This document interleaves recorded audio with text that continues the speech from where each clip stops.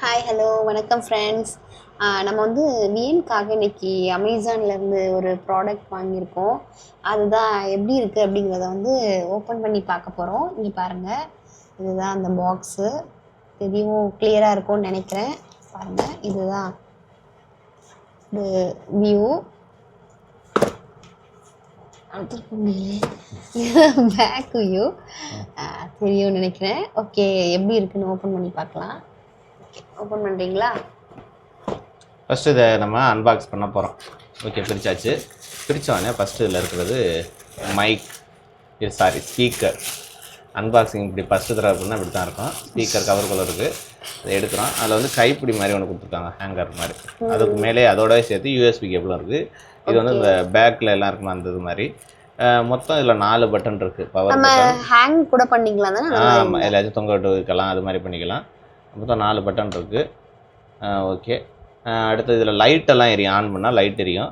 அதே மாதிரி இங்கிட்டு வந்து இந்த யூஎஸ்பி மெமரி கார்டு, நான் இப்போ சொல்கிறதெல்லாம் இந்த இது கூட இருக்குன்னு நினைக்கிறேன். ஹெட்ஃபோன் ஜாக் ஒன்று இருக்குதுன்னு நினைக்கிறேன். அது மாதிரி ஒரு ஹோட்டல் இருக்குது. அது என்னென்னு ஹெட்ஃபோன் போட்டுக்கலாமோ? அப்போ தெரியல, அது பார்த்துக்குவோம். அப்புறம் பின்னாடி அந்த இது கீழே வச்சா நகராமல் இருக்குன்னு அந்த ரப்பரோட இருக்கிறது. ஓகே, ஆனால் இது ஆடுறது தான், உள்ளேயும் ஆடுது தான். ஆனால் இந்த குவாலிட்டி கொஞ்சம் இதை வச்சு ஆட்டினோம்னா ஆடுது.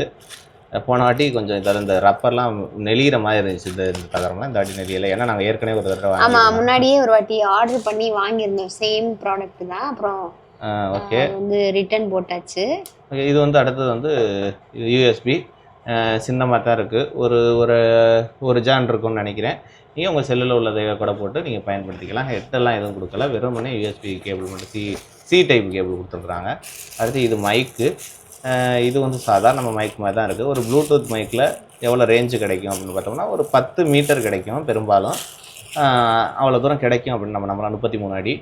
பின்னாடி யூஎஸ்பி சார்ஜ் போட்டுக்கிறது தான் இதுவும்.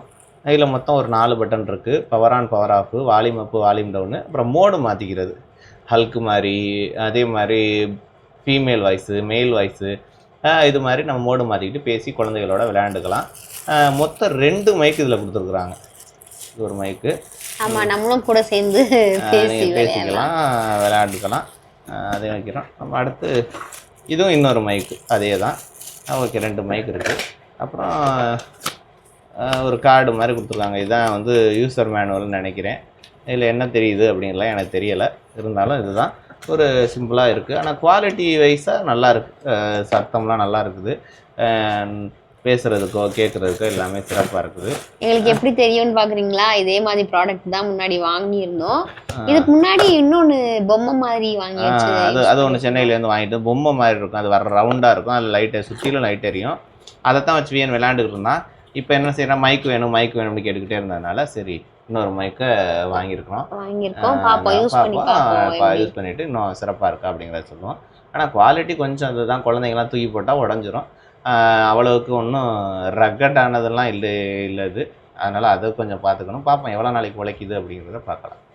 சரி, அடுத்த ஒரு காணொலியில் சந்திப்போம். நன்றி.